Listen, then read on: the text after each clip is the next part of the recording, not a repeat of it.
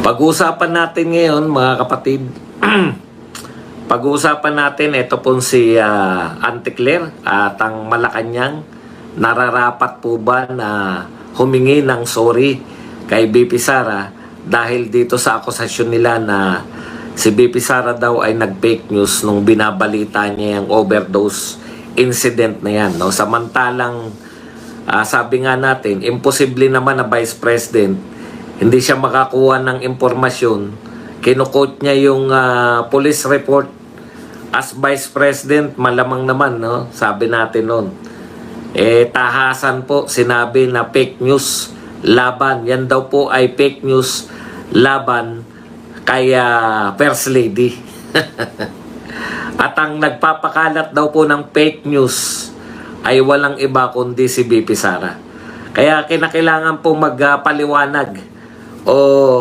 Bukas malamang yan yung itatanong ni Eden at ng mga ibang concern, no?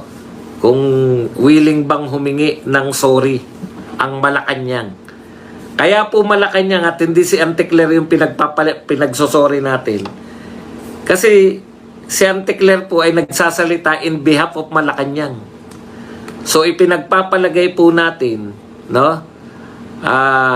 Ipinagpapalagay natin na yung akusasyon na fake news si BP Sara, pinipake news niya si First Lady hinggil dito sa usapin ng overdose ni Tantoco dun sa United States, ay hindi po kay Auntie Claire lang galing kundi sa Malacanang mismo. Okay. At sabi ko nga kanina, bago tayo pangalawang live po to. Sabi ko nga,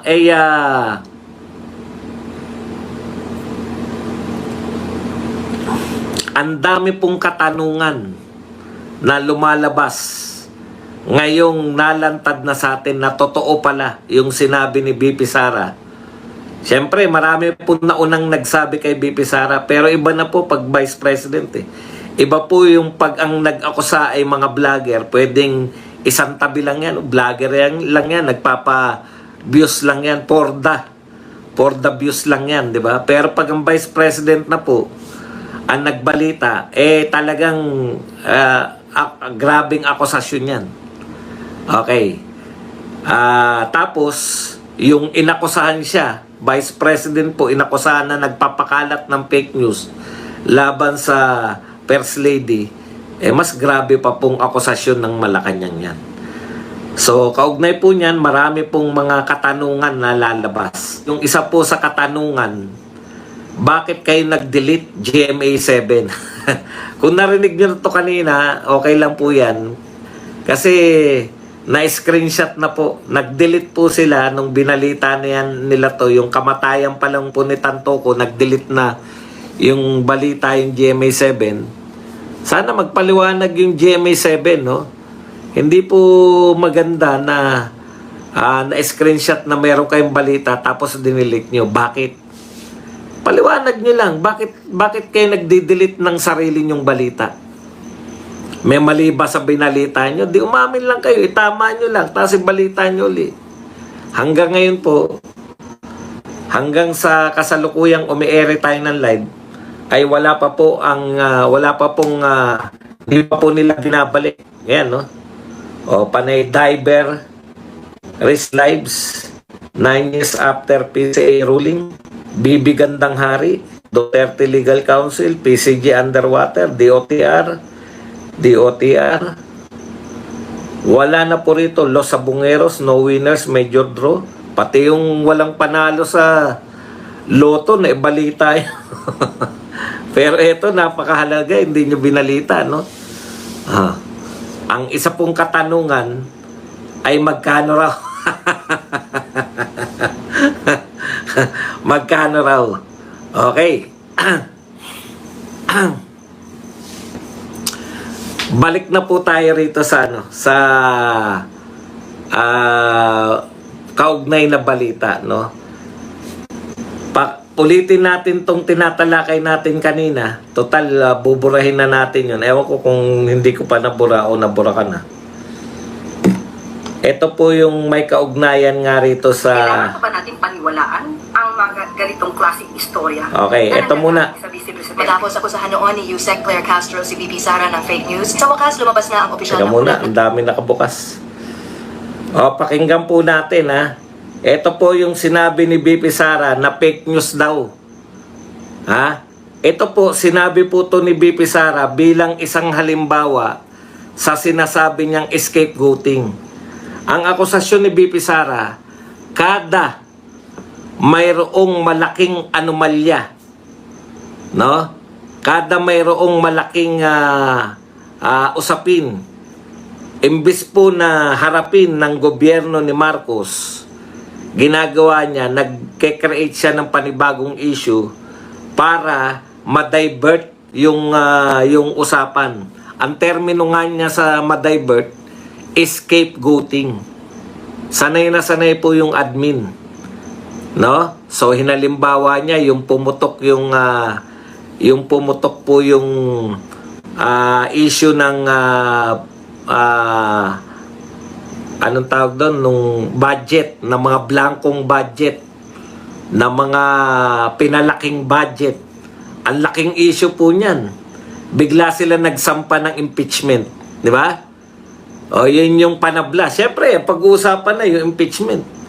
O, scapegoating po yan. Pero ang laki na pong ano nun. Ang laki, ang laki na po ng issue yun. Yung tungkol po sa 2025 budget. Natabunan po yan ng biglaang pagsasampa ng impeachment. Hindi po pagsasampa, yung pag-aproba ng 215 congressman at nagpasa sila na impeachment complaint sa Senado. Yun na yung pinag-usapan tungkol na sa impeachment. Nawala na yung issue ng GAA. Nawala na yung issue ng problema sa budget. Tapos, eto na nga, no? Pakinggan natin si VP Sara. Ito pa yung halimbawa na may kinalaman po ngayon sa pinag-uusapan natin. Pakinggan po natin si VP Sara. Thank you very much muna kay Bimbo Hernandez na nagbigay ng $9.99 na pangkape. Nung nagkaroon ng malaking krimen sa Estados Unidos na merong namatay dahil sa drug overdose, at kung makikita ninyo doon sa police report ay nandoon ang pangalan ni First Lady. Okay. Nung nagkaroon ng malaking krimen sa Estados Unidos dahil sa drug overdose, makikita raw sa police report na nandoon yung pangalan ni First Lady. Yan yung sinabi ni VP Sara. Tuloy natin. Lisa Marcos na isa sa mga tao doon sa loob ng kwarto kung nasaan yung tao ay nag-overdose sa suspected drug overdose sa hotel room, at ang daming nakikitang white powder substance na sinabi doon sa police report ay suspected cocaine din, ay bigla nilang kinuha si Pangulong Duterte. Okay. Eto yun, no? Yung diversion o scapegoating nila. Classic na pag-iiba ng malaking-malaki pong issue yan. May krimen na naganap. Hindi pa nga natin alam na kasama nila. Ang buong akala ko nakiparty lang o nagkita-kita lang sila doon sa US. Yung pala, ngayon, kasama pala talaga nila, no? Hindi po to simpleng miyembro po pala ng entourage. Tapos sabi niya, naroon ang pangalan ni First Lady sa police report, nakasama niya yung na-overdose at marami nakita na white substance na pinaghinalaang cocaine. Yun po yung initial kasi yan pala yung alam ni VP Sara eh. Ngayon, kumpirmado na na-overdose sa cocaine. So yung mga kasama niya, yung mga yan, no? Mga kasama niya sa panghihikayat, official entourage, na manghihikayat sila ng mga kababayan natin at mga Amerikano sa Philippine International Film Festival. Kaya sila nandun sa United States. Okay. So, sinabi rin ni BP Sara, para malayo sa issue, scapegoating, kinidnap nila si Tatay Digong. Yan po yung scapegoating nila. Nawala na po yung issue. Di ba? Nawala na bigla yung issue. Dahil, siyempre, ang laki ng issue nung pagkidnap kay Tatay Digong. Yun eh. Okay. Pakinggan naman natin kung ano yung sinabi ni Auntie Claire at that time na sinabi yan ni BP Sara. Sa kanya pala nang galing ang fake news. Tignan nyo, sabi, sa kanya pala nanggaling ang fake news. Matulain po talaga yung mga boses nito eh. Naalala ko lang si Amik, meron silang radio drama eh. Kasama ba to Amik si Auntie Claire mismo na umaarte sa boses? Kasi mukhang artista yung boses niya eh. Tuloy natin. Sa kanya pala nanggaling yung fake news. Yung akusasyon niyang fake news ay yung akusasyon na yung sinabi ni BP Sara na may malaking insidente o krimen na naganap, overdose. Fake news daw yun. Tuloy natin. Siya pala ang source ng fake news na ito na pinapakalat laban sa unang ina, sa First Lady. Unang-una po, Siya pala ang source ng fake news na pinakakalat laban sa First Lady. Ewan ko po, gumaganon talaga eh, yung ulo niya eh. Pag kasi ganyan po yung yung parang inuuto mo yung mga kausap. Siya talaga yung source ng fake news. Panoorin nyo po lahat ng dilawan ganyan. Si Risa Ontiveros, sinasama nila yung yung galaw ng ulo para makakumbinsi. So, inakusahan mong fake news si BP Sara at pinipake news niya si First Lady. kailangan pa ba natin paniwalaan ang mga ganitong klaseng istorya? Ayun. Kailangan pa ba nating paniwalaan? Kailangan pa ba nating paniwalaan ang mga ganitong uri ng istorya?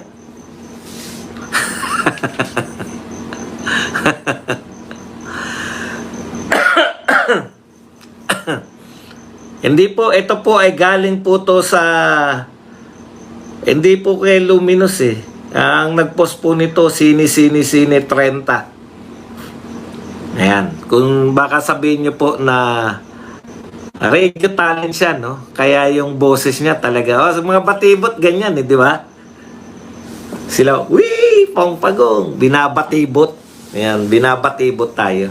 Ang tanong mga kapatid, unang mga katanungan, pangalawa na pala kasi unang tanong, bakit nag-delete ang GMA? Ikalawang katanungan, magsosorry ba ang Malacanang? Malacanang po no? Malacanang po to kasi hindi naman po siya nagsasalita para sa kanyang sarili. No? Nagsasalita po si Auntie Claire para sa Malacanang. Ilang beses niya po sinabi yan.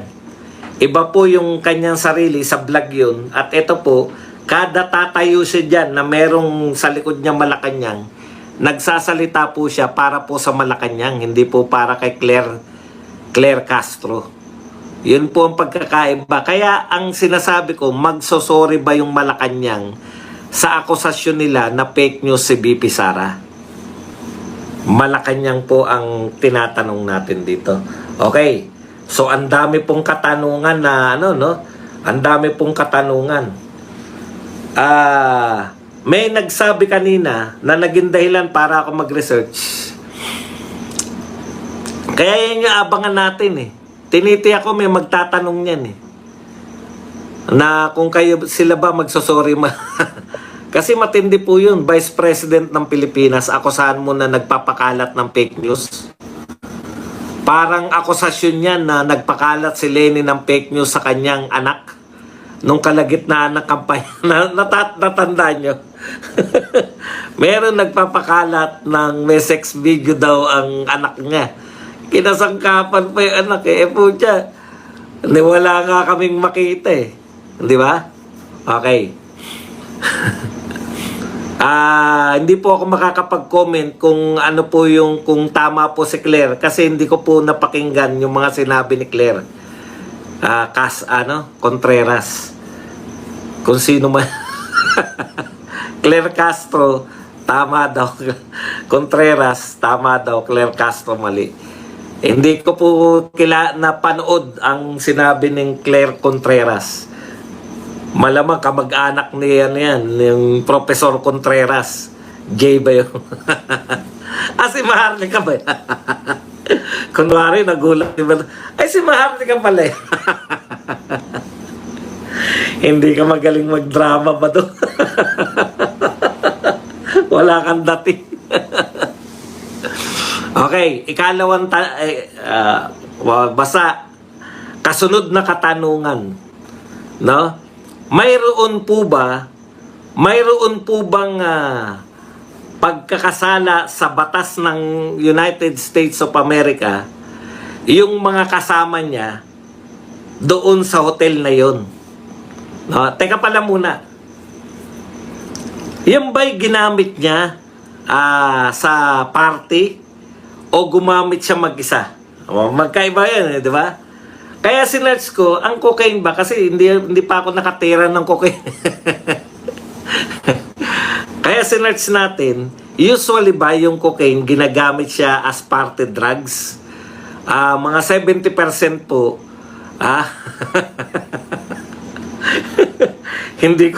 hindi ko makuha na kunwari, hindi ko kilala si Claire ka. Okay. Sa ating research, almost 70% ng gumagamit ng cocaine ay for party. No? Ayan. So, sa party-party, magkakatumpok sila, doon po nagagamit yun. So, talagang usually, yung usual, bihirang-bihira po yung nagsulo. Pero kung pakikinggan natin si BP Sara, nakakalat eh. Nakakalat yung white substance na pinaghinalaang cocaine doon sa kwarto na magkakasama sila, nagpa-party-party. So malamang talaga ito ay ginamit sa party, hindi po sa ano. Ngayon, kasi kanina may nag-comment sa akin, sa US daw, bawal daw yung hindi mo ni-report o wala kang ginawa. So, ang alam ko, iba-iba po yung iba-iba yung batas bawat state, di ba? Kaya ang sinerch ko mismo yung batas dito sa LA o sa California. Makikita po natin na sa California po, may batas po dyan. Hindi naman po yung nung kasama ka lang. Ito kasi yung katanungan eh. Ayon po sa aking research, yung host ng party, kung saan may na-overdose, yan, may kasalanan. At ikalawa, kung ikaw yung nag-provide. O, dalawa po yan. Pwedeng ikaw ang host, pero iba yung nag-provide ng droga. So, yun po yung dalawa na yun ang pwedeng may kasalanan. Okay. Kaya yan yung katanungan natin. Sino yung host ng party na yun? At sino yung nagbigay sa kanila ng droga? Ipinagpapalagay natin na magkakasama sila. Kung hindi man sila magkakasama, dapat magpaliwanag na sila na hindi ako kasama dyan kasi maaga ako natulog. At tiniti ako sa inyo na yung mga kasama doon, pag pinaliwanag nila na, hindi ako kasama dyan kasi maaga ako natulog eh. Tiniti ako sa inyo na hindi tayo maniniwala. Pinagpaliwanag pa tapos hindi naman tayo maniniwala. Kasi may kutsaba, ang nakita kong kutsabahan na naganap, yung pagtahimik nila pare-pareho. Di ba? Okay. So, sino yung nag-supply ng droga? Hindi. Ipinagpapalagay natin na merong party place sila. Hindi kwarto, hindi mga small time yan eh. Meron silang party play, hindi kwartong meaning ng kwarto na kwarto ng hotel na isang kwarto lang. Hindi. Kwarto for gatherings, kwarto para nagpa-party-party sila. Mayayaman. Mga bilyonaryo yung mga, alam nga naman magtiyaga sila sa kwarto na. Hindi po ganun yung kwartong sinasabi natin. Yung isang ano talaga yan, isang lugar na pwede talaga sila makapag-party. Pinasara nila yon, di ba? Maraming ganyan sa hotel eh. Meron po talagang partihan eh. Okay, anyways, sino yung nag-supply, sino yung host. Kahit hindi ka nag-supply, kung ikaw ang host, nakita mo yun, Chuck, dahil host ka eh. Bakit hindi mo pinigilan? Ikatlo, kung hindi na natin alam kung pang ilan na tong katanungan na tanong natin, ang isa ko pang tanong, kung naagapan ba, yan yung napapanood ko eh. Yan yung napapanood natin na mga kabataan na tumira sila tapos may na-overdose. Anong gagawin natin? Natataranta sila. Dahil na-overdose. Pero kadalasan, tumatawag sila sa 911. Meron po bang tumawag ng 911? Nakita ba nila na nanganganib na yung buhay? Nung kasama nila? O nataranta sila, hindi sila ayaw. Iba kasi pag yung mga bata, nataranta lang yan, pero matatakot yan, gusto nila mailigtas yung kasama nila. Sa mga napapanood ko, ganun eh. Tatagalan ng konti, pero maliligtas dahil tumawag ng 911. Tapos pagagalitan sila ng mga magulang, matatanda na to eh. At meron silang nakakahiya po pag lumabas. Di ba? Yun yung iniisip ko eh. Tumawag ba talaga sila ng saklolo? Or inuna nila na pagtakpan kasi hindi po sila mga pangkaraniwang tao. Socialite, First Lady ng Pilipinas, lalagyan ko ng kung naroon si First Lady noong time na yun. Baka naman may ibang pinuntahan. Hindi rin tayo maniniwala.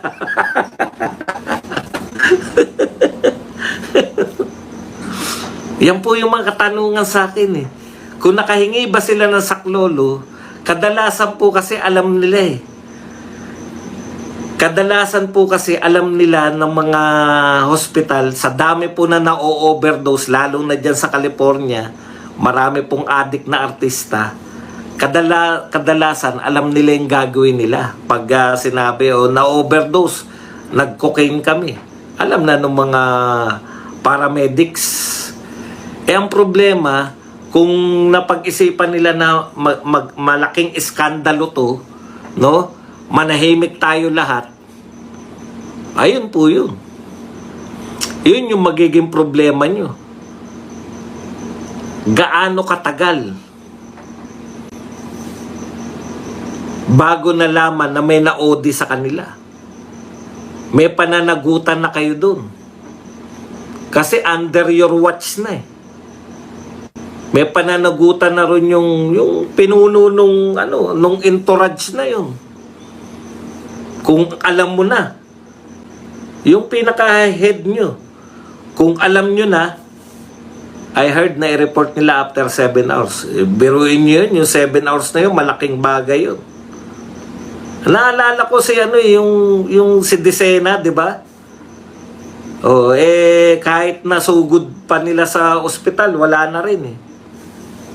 Lalo na yung hindi nila. Ano ba yan? Hindi nila nadala sa ospital, wala nagpunta 911 o pagdating nila, dedo na.